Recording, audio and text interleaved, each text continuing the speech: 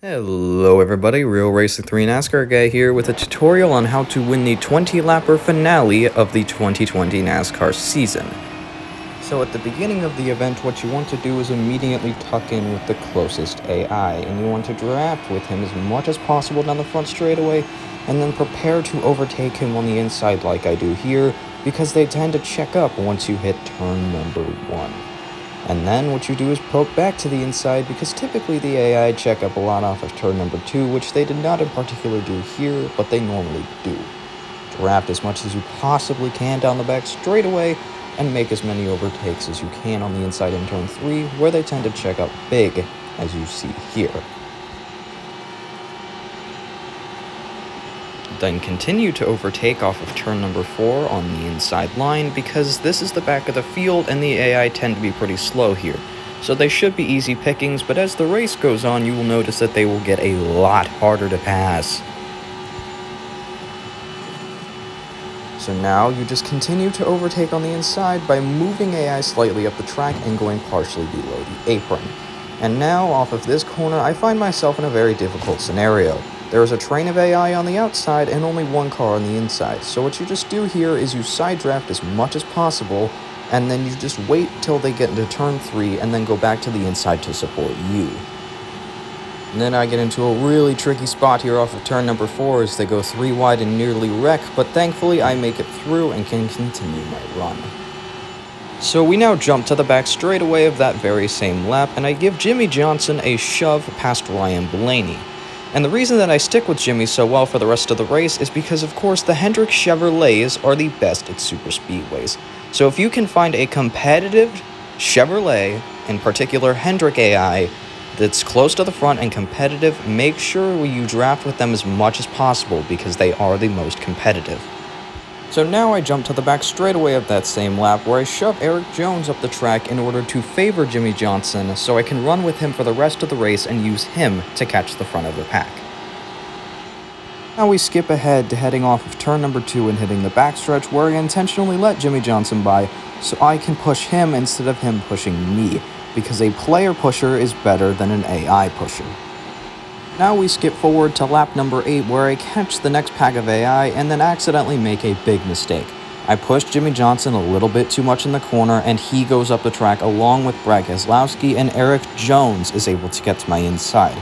This wasn't a big deal at the end of the day, but if something like this happens, then it can actually be a big game changer for you in a negative way. So now we skip to coming off of turn number 4 on lap number 11 after making it up to 5th place. And as you can see, the AI in front of me are in the best position possible for me. They are side by side battling for the lead, meaning that their draft is nowhere near as tight and it makes it very easy to catch them. So what I do here in turn number 1 is I push Jimmy to the inside of Kyle Busch, who has to retreat into 5th. And then I give Jimmy another shove here off of turn number 2 so he can go to the inside of Joey Logano and we can both clear him in turn number 3. And then I make an absolutely massive mistake here in turn number 3. I give Jimmy Johnson a shove heading into the corner and he goes right up against the wall, which is exactly the scenario that I do not want. So now I have to find a way to get Jimmy Johnson back in front of me while trying to keep right at Martin Truex Jr.'s bumper.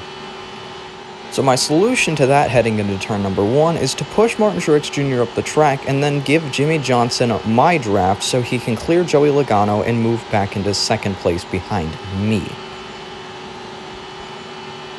And as you can see, I move to the inside heading down the back straightaway to give Jimmy Johnson as much draft as possible so he can clear Truex before he even gets into turn number 3. Now we skip to coming off of turn number 4 where I am currently doing the unthinkable. I am lifting off of the throttle and letting the AI catch me. And the reason I do this is so that they can actually get to me. And the reason that I'm letting them get to me is because I was really far out front. And if you find yourself really far out front and the AI are tightly drafting behind you, then they can get an absolutely massive run on you and freight train you if they are in the right position. And I don't want that. So now I skip to heading into turn number 3 where I move Truex up the track so I can draft with Jimmy Johnson and run away from Truex as much as possible.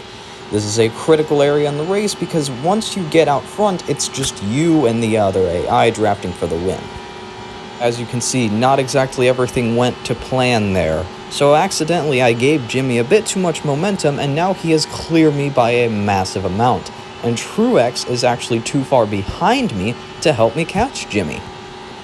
Now we skip to the back straightaway where I am catching Jimmy very fast, and the reason that I'm doing it, well, we have now hit the first lapped car, and these will always help you out by a lot in this race if you are close to the front, because I don't really think that these AI know how to pass lappers.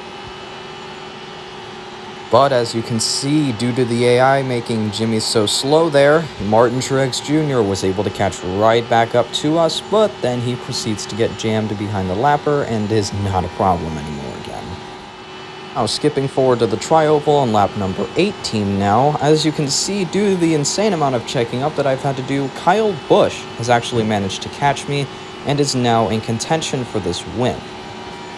Now we skip to turn number 4 on lap 18 where I fake high and then go low on Jimmy to pass him for the lead. And the reason that I'm able to do this is because Kyle Busch got caught up with some lappers and is no longer in contention. And then as you see, I rub Jimmy very aggressively there in order to make him check up, so now there is no danger whatsoever to me and I can just drive away to an easy victory.